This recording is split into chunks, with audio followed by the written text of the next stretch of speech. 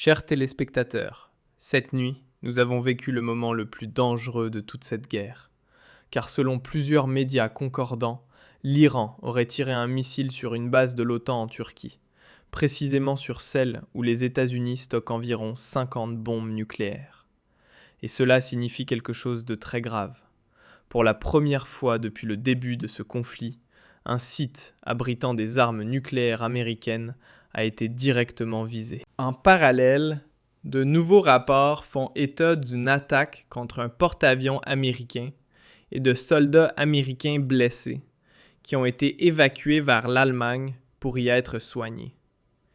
Et si tout cela se confirme, alors nous nous trouvons aujourd'hui plus proches d'une catastrophe majeure que jamais auparavant. Chers téléspectateurs, cette nuit, nous avons vécu le moment le plus dangereux de toute cette guerre. Car selon plusieurs médias concordants, l'Iran aurait tiré un missile sur une base de l'OTAN en Turquie, précisément sur celle où les États-Unis stockent environ 50 bombes nucléaires. Et cela signifie quelque chose de très grave. Pour la première fois depuis le début de ce conflit, un site abritant des armes nucléaires américaines a été directement visé. En parallèle, de nouveaux rapports font état d'une attaque contre un porte-avions américain et de soldats américains blessés qui ont été évacués vers l'Allemagne pour y être soignés.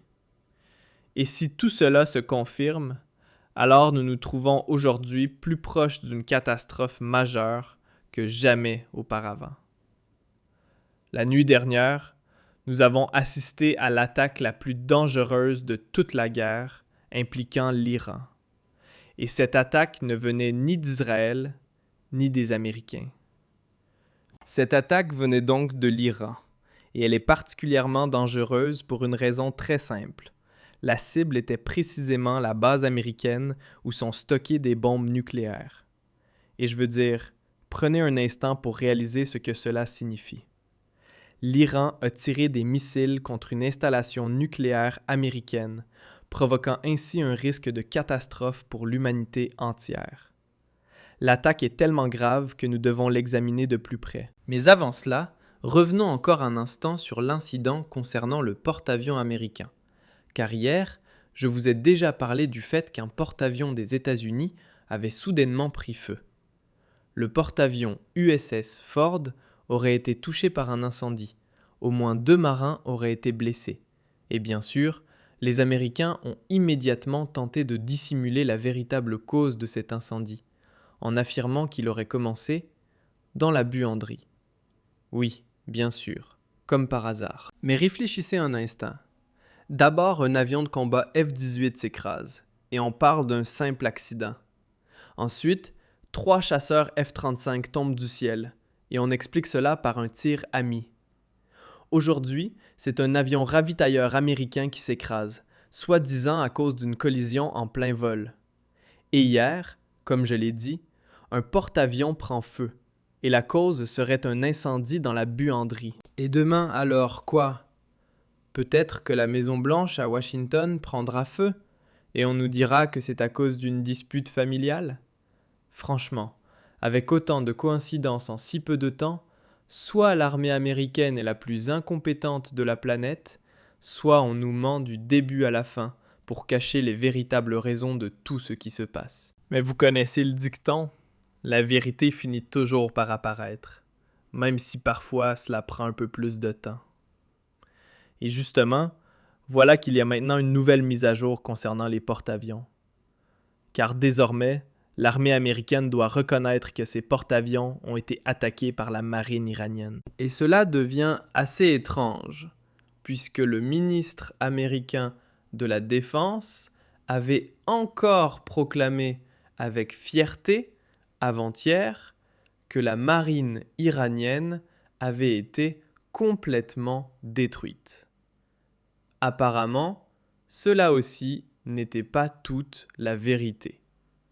Selon plusieurs responsables américains informés du dossier, les États-Unis ont ouvert le feu sur un navire iranien qui s'approchait d'un porte-avions. Ce navire se dirigeait vers le porte-avions Abraham Lincoln et les forces américaines ont immédiatement réagi en tirant. D'après ses responsables, un navire de guerre américain aurait tenté de tirer sur le bâtiment iranien avec son canon naval de calibre 54, une arme entièrement automatisée installée sur le pont avant des destroyers de la marine.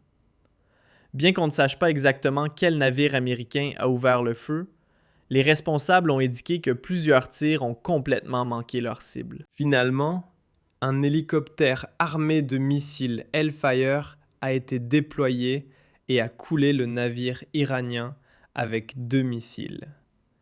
Et cela, chers téléspectateurs, rend la situation encore plus explosive pour 2 raisons.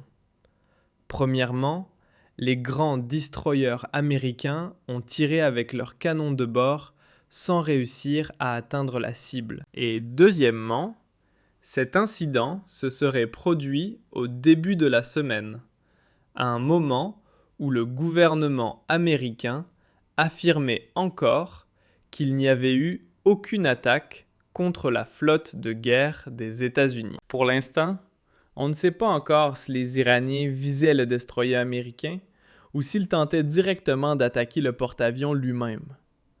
On ignore également à quelle distance le navire iranien a pu s'approcher du porte-avions avant que les tirs ne commencent.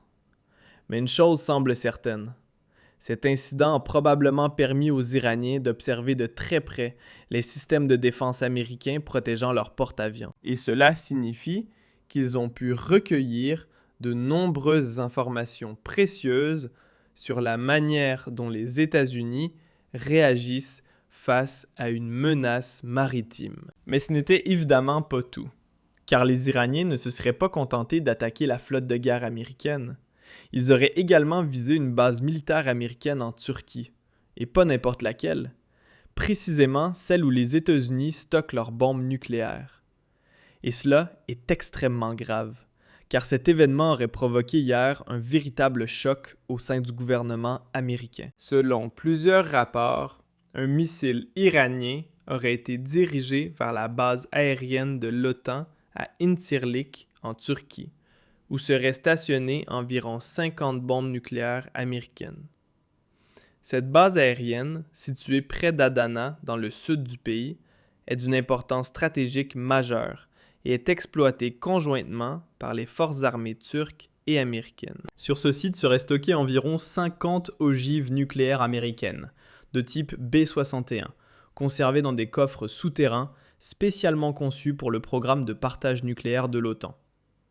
Environ 5000 militaires américains et autres troupes de l'OTAN y seraient également stationnés.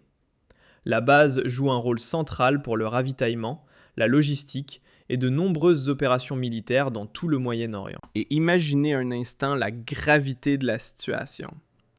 L'Iran aurait frappé une base nucléaire américaine. À partir de là, 2 scénarios sont possibles. Soit il s'agit d'une nouvelle opération sous faux drapeau, destinée à entraîner la Turquie et toute l'OTAN dans ce conflit, soit il s'agit réellement d'une attaque iranienne, ce qui constituerait alors une démonstration de force extrêmement audacieuse. Selon la logique suivante, tant que les Américains et les Israéliens nous bombardent sans relâche, nous répondrons avec tout ce que nous avons et nous viserons les sites les plus critiques. Et que ce tir ait été une véritable attaque contre le dépôt nucléaire ou simplement un tir d'avertissement, les conséquences pourraient être les mêmes. À ce stade, le gouvernement américain devrait avoir compris qu'en poursuivant cette guerre, il joue littéralement avec le risque d'une catastrophe nucléaire. À partir de maintenant, Trump et Netanyahou devraient tirer le frein d'urgence et mettre immédiatement fin à ce conflit. Car la prochaine attaque iranienne pourrait atteindre sa cible en plein cœur. Et dans ce cas, les conséquences pourraient être catastrophiques pour une grande partie de la planète. Bien sûr, du côté américain, on affirme immédiatement « Non, cela n'arrivera pas. Nos bombes nucléaires sont parfaitement sécurisées et il n'y a aucune raison de s'inquiéter. » Mais honnêtement, je ne sais pas ce que vous en pensez. Personnellement, Je ne prendrai jamais le risque de vérifier cela en comptant sur la parole des Américains. Dans cette guerre, nous avons déjà vu à plusieurs reprises que l'on ne nous disait pas toute la vérité. Et c'est justement pour cela que nous arrivons maintenant au dernier point important. Les États-Unis commencent à évacuer de plus en plus de soldats américains blessés vers l'Allemagne afin qu'ils y soient soignés. Jeudi, les États-Unis ont effectué un nouveau vol d'évacuation et ont transporté environ 19 soldats blessés vers l'Allemagne, comme l'ont confirmé à CBS News des responsables informés de l'opération. Avant cela, l'armée avait déjà évacué des dizaines de militaires qui avaient été blessés lors de l'attaque contre une installation américaine au Koweït. Environ 20 soldats sont arrivés mardi au Landstuhl Regional Medical Center en Allemagne. Selon des sources citées par CBS News, leurs blessures ont été classées comme graves par l'armée, notamment des traumatismes crâniens, des pertes de mémoire et des commotions cérébrales. Et c'est précisément ce que de nombreux analystes redoutaient depuis longtemps qui semble maintenant se produire. L'Allemagne devient peu à peu une plaque tournante logistique pour une guerre dans laquelle